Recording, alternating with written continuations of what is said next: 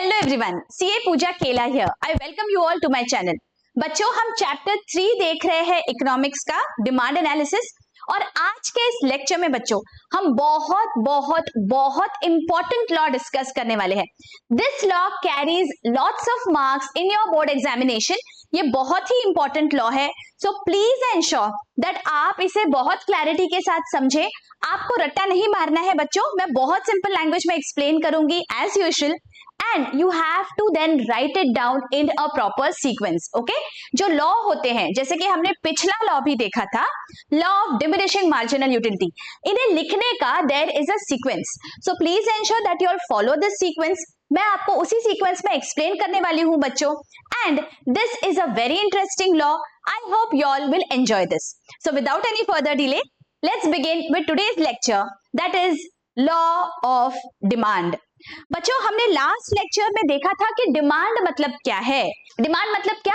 आपकी इच्छा होनी चाहिए कुछ खरीदने की. Desire which is backed by ability and willingness, उसे हम बोलते हैं that is a demand. Right, हमने बहुत सारे टाइप्स ऑफ डिमांड भी देख लिए बच्चों.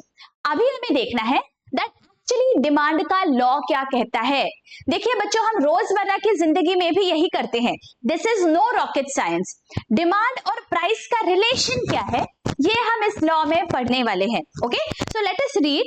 आपके टेक्स्ट बुक में पेज नंबर 21 पे है. I want everybody to sit with their pen, pencil, highlighter so that जो भी इंपॉर्टेंट पॉइंट्स है वो हम यहाँ पे मार्क कर लेंगे for future reference. Okay, so page number 21 पे देखिए दिया है लॉ ऑफ डिमांड. ऑलराइट, तो सबसे पहले आपको स्टार्ट करना है कि बाबा ये लॉ ऑफ डिमांड किसने लिखा है, व्हाट इज द इंट्रोडक्शन. तो देखिए जैसे हमने law of diminishing marginal utility में देखा था, सेम इकोनॉमिस्ट ने हमें लॉ ऑफ डिमांड भी दिया है. तो देखो बच्चों आपको कुछ अलग याद रखने की जरूरत नहीं है. Same thing you will remember for law of diminishing marginal utility and same for law of demand. Who is the economist? देखो let me read. The law of demand was introduced by Professor Alfred Marshall in his book Principles of Economics, which was published in 1890. ये हमने last DMU के law में भी देखा था that Alfred Marshall ने उनकी जो बुक लिखी है Principles of Economics 1890 में, उसमें उन्होंने इस लॉ का जिक्र किया है. एंड आगे the law explains functional relationship between price and quantity demanded. क्या एक्सप्लेन करता है ये लॉ? दैट प्राइस और क्वांटिटी इनमें क्या रिलेशनशिप है, इस लॉ के माध्यम से हम वो जानने वाले हैं. So whenever you begin with the law first you have to write this बच्चों. ओके, दैट किसने लिखा है ये law? Professor Alfred Marshall in his book principles of economics which was published in 1890. और ये लॉ क्या एक्सप्लेन करता है?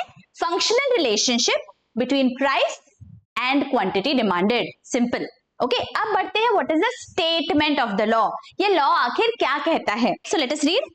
According to professor Alfred Marshall, other things being equal, हमेशा whenever you start a law आप हमेशा इसी तरह से लिखते हो, other things being equal, higher the price of a commodity, smaller is the quantity demanded and lower the price of a commodity, larger is the quantity demanded. तो ये आपको याद रखना है बच्चों. This is a very important statement. इसी statement को हम आगे जाके एक्सप्लेन कर रहे हैं. सो ये लॉ जो है ये आपको पता होना चाहिए. ये लॉ क्या कहता है? सिंपल है that whenever you are buying any commodity there are two things involve. What is the price and what is the quantity that you are going to buy. Simple है, हमने लास्ट लेक्चर्स में भी ये बहुत बार देखा है. अगर आप कोई चीज खरीदने जाते हो बच्चों मार्केट में और फिलहाल उसकी कीमत 100 रुपीज है फॉर 1 यूनिट, तो आपके पास जो भी कुछ बजट रहेगा, आपका बजट है फॉर एग्जांपल 200 रुपीज, तो आप क्या करोगे? उसकी 2 क्वांटिटी खरीदोगे. अगर आगे चल के इसकी प्राइस कम हो गई, फॉर एग्जांपल इसकी प्राइस हो जाती है 50, तो आप कितनी क्वांटिटी खरीदोगे? Now you have 200 rupees with you, so how much will you buy? You will buy 4 of that quantity. आगे चल के उसकी प्राइस और रिड्यूस हो जाती है, फॉर एग्जांपल 20 हो जाती है, तो आप क्या करोगे? You have 200 rupees with you, so you are obviously going to buy how much? 200 divided by 20 that is 10. तो क्या हुआ बच्चों यहाँ पे? जैसे जैसे प्राइस कम होती गई आपने क्या किया? जो क्वांटिटी डिमांड हो गई वो बढ़ती गई. Right, so this quantity demanded has increased because the price has fallen. Isn't it? ये हम रोजमर्रा की जिंदगी में करते हैं बच्चों. सिमिलरली इसका उल्टा होगा. अगर किसी चीज की पहले कीमत 20 रुपए थी, आप 10 क्वांटिटी खरीद पा रहे थे, लेकिन जैसे जैसे उसकी प्राइस अगर बढ़ती जाएगी तो ऑब्वियसली आप जितनी क्वांटिटी डिमांड कर रहे हो वो कम होती जाएगी. Isn't it? So इसी को इस लॉ ने एक्सप्लेन किया है. Let us read again. What does this law say? Higher the price, जितनी ज्यादा प्राइस होगी, higher मतलब ज्यादा, smaller is the quantity. देखो ज्यादा प्राइस है तो क्वांटिटी डिमांडेड कम है, just 2. लेकिन the lower the price of a commodity, जैसे जैसे कमोडिटी की प्राइस कम हो गई, क्या हो गया? Larger is the quantity demanded. Quantity demanded बढ़ गई. सिंपल. इसी को आपको इस लॉ में एक्सप्लेन करना है. Isn't this very very logical? Tell me. तो यहाँ पे आपको रट्टा नहीं मारना है बच्चों. बहुत बार स्टूडेंट्स को डर लगता है that लॉ ऑफ डिमांड है, बहुत सारे मार्क्स कैरी करता है, and then you take that stress. Don't do that. It is very very logical.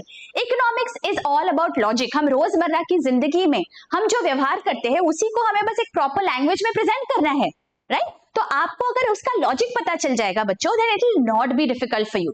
But ensure that ये आप समझो. क्या है यहाँ पे? सिंपल है. अगर बाकी की सारी चीजें जो है वो कांस्टेंट है, no change in any other factors in your surrounding, what are you going to do? Any reasonable consumer, जैसे जैसे प्राइस बढ़ जाएगी तो वो क्वांटिटी कम डिमांड करेगा, और जैसे जैसे प्राइस कम होगी वो क्वांटिटी ज्यादा डिमांड करेगा, राइट? चलो आगे क्या दिया है? In other words, other factors remaining constant, if the price of a commodity rises, demand for it falls, and when the price of a commodity falls, the demand for the commodity rises. Thus, now this is again a very important statement. Thus, there is an inverse relationship between price and quantity demanded. आपको ये पूछा जा सकता है that price और quantity demanded में कौन सा relationship है? Inverse relationship. इनवर्स इसका क्या मतलब होता है? उल्टा. सिंपल लैंग्वेज में ऑपोजिट. मतलब क्या हुआ यहाँ पे? देखो प्राइस इज मोर ना. ऑपोजिट का क्या मतलब है? देखो प्राइस यहाँ पे हाई है तो डिमांड यहाँ पे लो है, और जैसे प्राइस लो हो गई डिमांड हाई हो गई ना. सो दिस इज उल्टा. हाई लो, लो हाई, ये उल्टा है. इसे बोलते हैं हम इकोनॉमिक्स के लैंग्वेज में इनवर्स रिलेशनशिप. मतलब जब एक चीज बढ़ती है और दूसरी चीज घटती है तो हम बोलते हैं दोनों की रिलेशनशिप कैसी है? इनवर्स है, राइट? अब बच्चों कोई भी लॉ होता है तो it is based upon certain assumptions, right? Economist हमेशा कुछ ना कोई assumptions करते हैं जिसके ऊपर उनका लॉ बेस्ड करते हैं, राइट? तो यहाँ पे भी लॉ ऑफ डिमांड के सर्टेन assumptions है, जो assumptions के बगैर law is not going to hold true. Now what are those assumptions? यहाँ पे जो डिटर्मिनेंट्स ऑफ डिमांड हमने पिछले लेक्चर में पढ़े थे, those were 11 determinants, right? Determinants मतलब क्या? जिन फैक्टर्स पे डिमांड अफेक्ट होता है, those were the determinants of demand. और आपके लिए ये बड़ी खुशखबरी है बच्चों, that determinants of demand 11 थे, right? उसी 11 determinants में से 7 are the assumptions of this law. मतलब अगर आपने वो 11 determinants पढ़ लिए तो आपका assumptions of the law of demand भी कवर हो जाता है.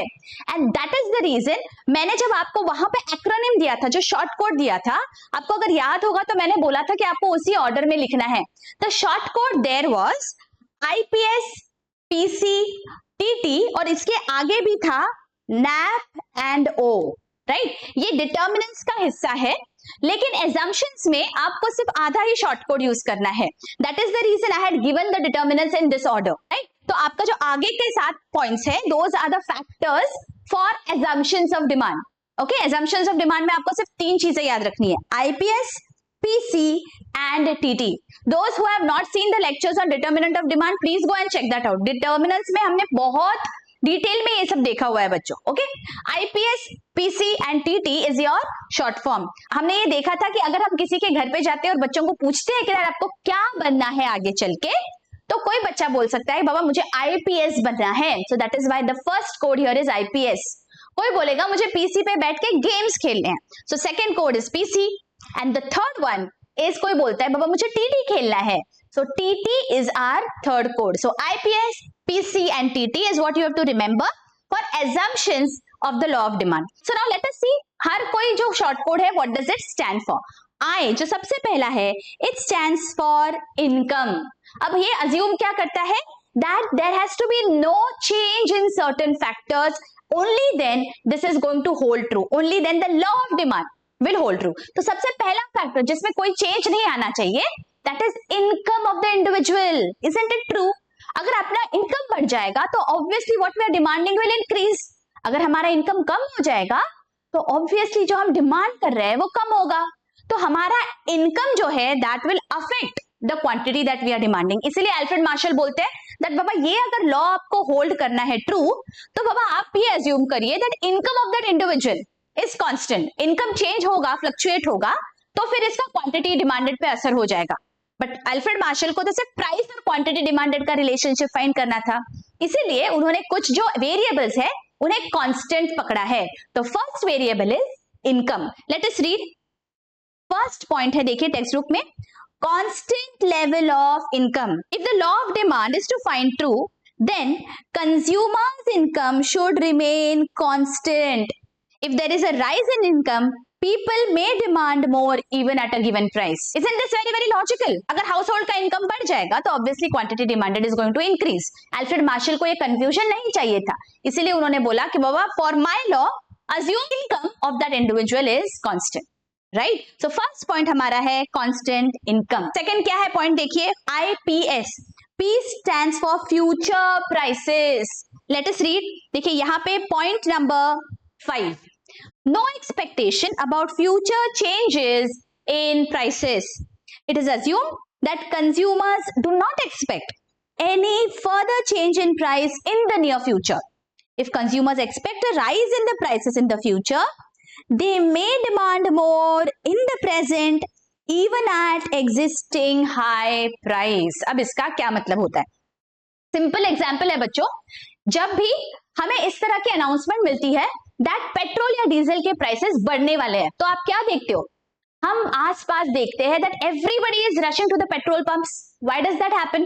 पेट्रोल ऑलरेडी महंगा है, डीजल ऑलरेडी महंगा है, फिर हम क्यों जा रहे हैं परचेज करने के लिए? हम क्या सोचते हैं दैट बाबा फ्यूचर में बढ़ रहा है प्राइस, कल इसकी प्राइस बढ़ने वाली है ना, तो चलो आज हम हमारा फ्यूल टैंक फुल कर लेते हैं. Isn't it? तो हमने क्या किया, even though the price right now is high, but I know, I am expecting that कल जाके फ्यूचर में जाके प्राइस बढ़ने वाली है, तो मैंने आज ही उसका डिमांड ज्यादा कर दिया, मैंने ज्यादा खरीद लिया. तो what do consumers do when they know that future में प्राइस बढ़ने वाली है? तो even though right now the price might be high, they are going to buy more of that commodity. और इसका उल्टा होगा, अगर हमें पता चल रहा है दैट फ्यूचर में शायद इसकी प्राइस कम होगी. देखिए हम शेयर मार्केट में ये बहुत बार देखते हैं. आपके अगर पेरेंट्स डील करते होंगे शेयर मार्केट में, तो you can check with them. ये स्पेक्यूलेशन होता है, जिसे हम सोचते हैं दैट अच्छा फ्यूचर में जाके इसकी प्राइस कम होने वाली है, so right now I am not going to buy it, because if I buy it right now मेरा नुकसान हो जाएगा, बिकॉज आई नो फ्यूचर में जब प्राइस कम होगी ना तब हम खरीद लेंगे, अभी क्या जल्दी है. Right? So now Alfred Marshall is telling us that I am assuming that ऐसा कुछ भी इंफॉर्मेशन हमारे जो कंज्यूमर्स है उनके पास नहीं है कि फ्यूचर में प्राइस क्या होने वाली है, इसका कोई स्पेक्यूलेशन नहीं होना चाहिए. So again let us read. It is assumed that consumers do not expect any further change in price. उन्होंने कुछ भी चेंज प्राइस में एक्सपेक्ट नहीं किया है. इफ कंज्यूमर्स एक्सपेक्ट, अगर वो करते हैं तो क्या होगा? If consumers expect a rise in the prices in the future, they may demand more in the present, even at an existing high price. Right? तो हमेशा पेट्रोल डीजल का एग्जाम्पल आप याद रखिए, बिकॉज वो एकदम ही रेलिवेंट है जो हम रोजमर्रा की जिंदगी में देखते हैं. ऑलराइट, थर्ड पॉइंट क्या है? देखो IPS. I से हमने देखा कांस्टेंट इनकम, P से हमने देखा दैट प्राइसेस में कोई भी फर्दर चेंज एक्सपेक्टेड नहीं होना चाहिए, एंड S क्या है? देखिए S stands for substitute goods. अभी substitute goods के बारे में क्या कहता है? Let us see. Point number 3. Prices of substitute goods remain constant. It is assumed that prices of substitutes remain unchanged. Any change in the price of the substitute will affect demand for the commodity. ये भी हमें पता है substitute goods मतलब क्या, A और B ये दोनों जो भी goods है, if they are substitutes मतलब अगर आप A खरीदोगे तो आपको B की जरूरत नहीं है, और अगर आपने B खरीदा तो आपको A की जरूरत नहीं है, right? They substitute each other. For example, Pepsi and Coke. अगर आप पेप्सी की बहुत ज्यादा प्राइस बढ़ गई तो क्या होगा, कोक की डिमांड बढ़ जाएगी, और अगर पेप्सी की प्राइस बहुत कम हो गई तो क्या होगा, कोक की डिमांड भी कम हो जाएगी. सो जो सब्स्टिट्यूट गुड का प्राइस है that is affecting the demand for your commodity. So that is why Alfred Marshall बोलते हैं बाबा कंफ्यूजन नहीं चाहिए, सब्स्टिट्यूट गुड्स है ना तो उनकी प्राइस भी कांस्टेंट रहने दो, otherwise my law is not going to hold true. So what has Alfred Marshall assumed here, that substitute goods की प्राइस कांस्टेंट है, कोई भी चेंज नहीं है उनके प्राइसेस में. ऑलराइट, अब फोर्थ पॉइंट देखते हैं, IPS. Fourth is PC. P stands for population. Population जो है, size of the population जो है, that is obviously going to affect the demand. For example, अगर हमारी population बढ़ गई तो demand obviously is going to increase, isn't it? तो अगेन यहाँ पे अल्फ्रेड मार्शल बोलते हैं कि बाबा अज्यूम करिए दैट पॉपुलेशन भी कांस्टेंट है, पॉपुलेशन में ना ही कोई इंक्रीज हो रही है ना ही कोई decrease. So let us read, this is point number 2. No change in the size of population. It is assumed that size of population remains unchanged. Any change in the size and composition. Composition मतलब क्या, but कितने mail है, कितने female है, कितने children है, कितने बूढ़े लोग हैं, इसमें भी जो कॉम्पोजिशन है अगर ये भी चेंज हो जाता है तो obviously prices of certain goods is going to increase, certain goods is going to decrease. तो अल्फ्रेड मार्शल बोलते हैं नो, जो पॉपुलेशन का अब कॉम्पोजिशन है, अब जो साइज है, that has to remain constant for my law to hold true. Okay, चलो नेक्स्ट पॉइंट क्या है, fifth. C stands for complementary goods. हमने सब्स्टिट्यूट गुड्स देख लिए, सिमिलरली जो कॉम्प्लीमेंट्री गुड्स है ना उनकी प्राइस भी कांस्टेंट चाहिए. सो let us read point number 4. Prices of complementary goods remains constant. It is assumed that prices of complementary goods remains unchanged because a change in the price of one good will affect the demand for the other. Complement जो करते हैं goods, हमने example देखा था पहले, जैसे car और fuel है, they are complementary to each other.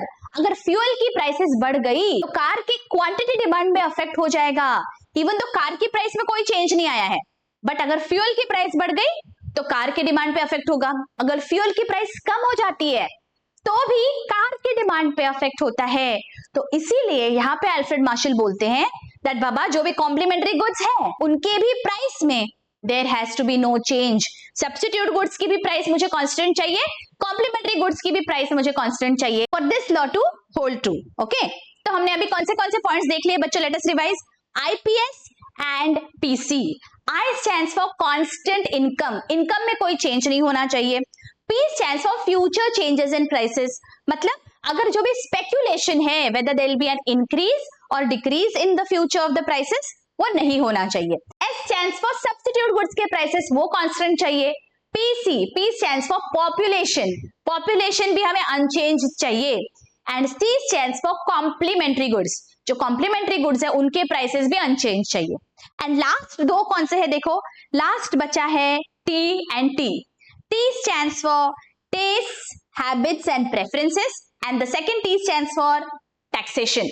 तो अगेन यहाँ पे अल्फ्रेड मार्शल बोलते हैं दैट टैक्सेशन में भी कोई फर्क नहीं आना चाहिए, there has to be no change, there has to be no change in taste and preferences of the consumers. Let us read, देखिए point number 6 and 7. No change in tastes, habits, preferences.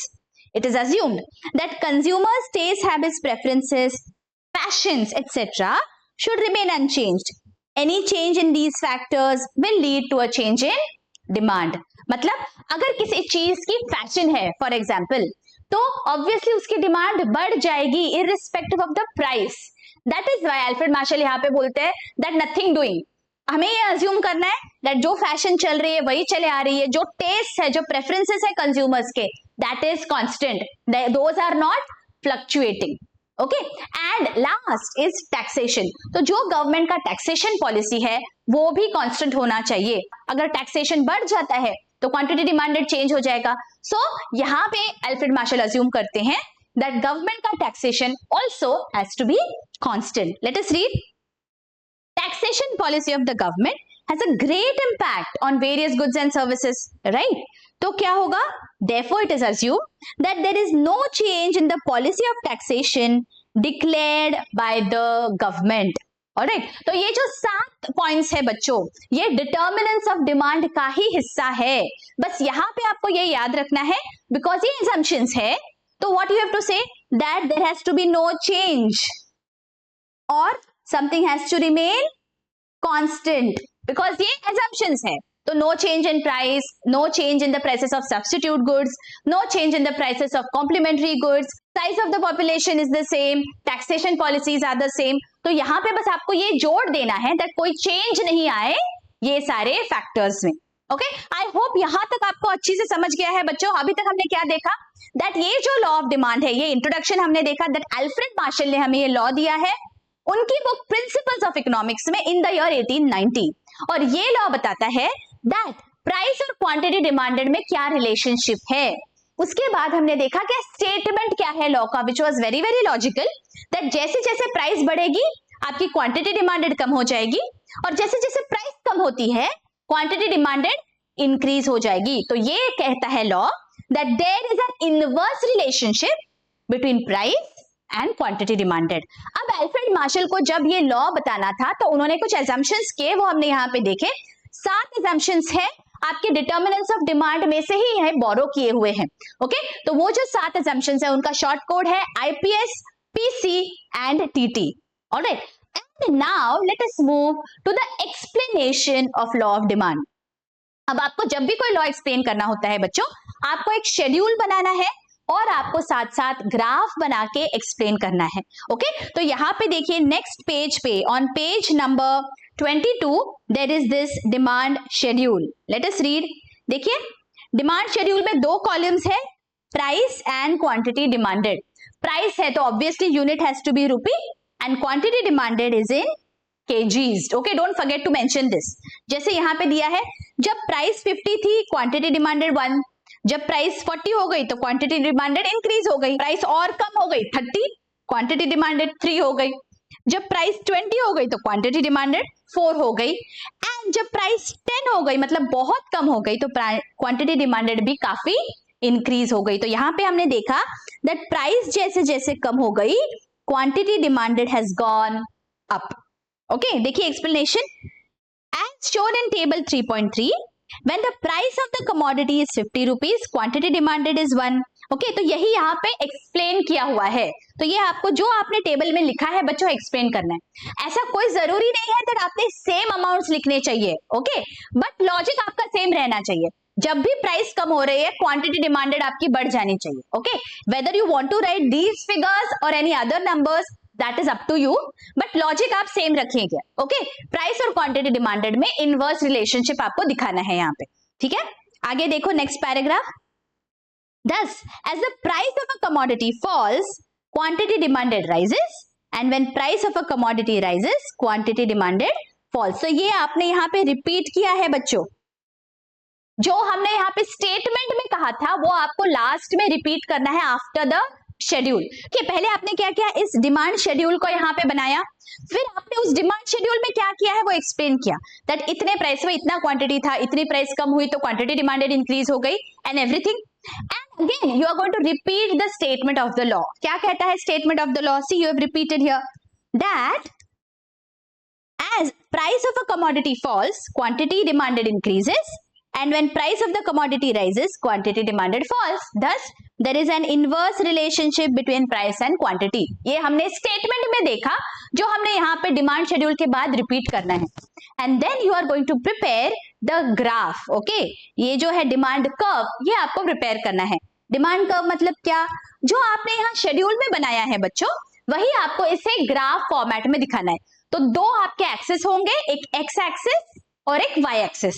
X axis पे देखिए this is X and this is Y. X axis पे आप quantity demanded in KGs इस तरह आपको लिखना है, एंड वाई एक्सिस पे प्राइस इन रुपीज ऐसे लिखोगे। ओके, अब देखिए कैसे प्लॉट करेंगे आप यहाँ पे।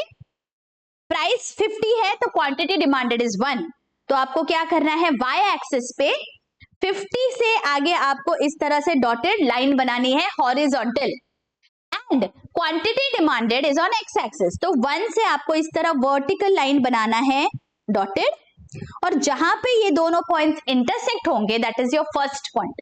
ओके, वापस आप जाएंगे, प्राइस इज 40, तो y एक्सिस पे आपको 40 से इस तरह से डॉटेड लाइन बनानी है, x एक्सिस पे क्वांटिटी डिमांडेड 2 हो गई, तो 2 से आपको इस तरह वर्टिकल लाइन आगे बनानी है जहां पे दोनों पॉइंट्स इंटरसेक्ट हो गए, that is your second point. Alright, इस तरह आपको बनाते आना है। ये जो आपका डिमांड शेड्यूल है इसी को आपको यहाँ पे प्लॉट करना है।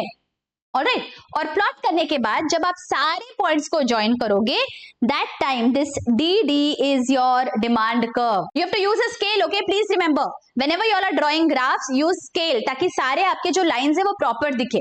तो यहाँ पे डिमांड कर्व का अगर आप देखेंगे तो स्लोप डाउनवर्ड्स है। Again you have to explain this. देखिए, x axis represents demand for the commodity, y axis represents price. DD is the demand curve. Now देखिए, demand curve slopes downward from left to right due to an inverse relationship between price and quantity demanded. तो isn't this very very easy? आपने क्या किया बच्चों, demand curve बनाया और वापस आपने डिमांड कर्व में क्या बनाया है वो आपको यहाँ एक्सप्लेन करके again you have to conclude by saying that there is an inverse relationship between price and quantity demanded, and that is the reason demand curve slopes downward। ये भी बहुत इंपॉर्टेंट है, आपको ऑब्जेक्टिव टाइप में भी पूछा जा सकता है that डिमांड कर्व का स्लोप क्या है। डिमांड कर्व का स्लोप कैसा है, देखिए डाउनवर्ड है, ऊपर से नीचे आ रहा है, इसलिए हम बोलते हैं downward. Is this very very clear? क्या यहाँ तक आपको बहुत अच्छी से समझ गया बच्चों लॉ ऑफ डिमांड? हमने क्या क्या देखा, क्विकली रिवाइज कर लेते हैं। हमने देखा इंट्रोडक्शन, फिर उसके बाद statement of the law, then we have to state the assumptions of the law, that law कौन से assumptions पे बेस्ड है, एंड देन हमने एक पहले डिमांड शेड्यूल बनाया, उस शेड्यूल को एक्सप्लेन किया, and then we repeated this statement, फिर डिमांड कर्व बनाया और उस कर्व को भी हमने एक्सप्लेन किया, and we concluded by saying that there is an inverse relationship between price and quantity demanded, और इसीलिए हमारा जो डिमांड कर्व है that has a downward slope. Right, I hope यहाँ तक आपको बहुत अच्छी से समझ गया है बच्चों। अगर लेक्चर्स अच्छे लग रहे हैं, don't forget to hit that like button, और मुझे कमेंट सेक्शन में जरूर बताइए कि आपको लेक्चर्स कैसे लगते हैं। Your comments truly keep me motivated. Do share with your friends and colleagues and help us reach out to a large number of students. मिलती हूँ आपको नेक्स्ट लेक्चर में, जहां पे हम इस लॉ ऑफ डिमांड के एक्सेप्शंस डिस्कस करेंगे। Till then take care, bye bye.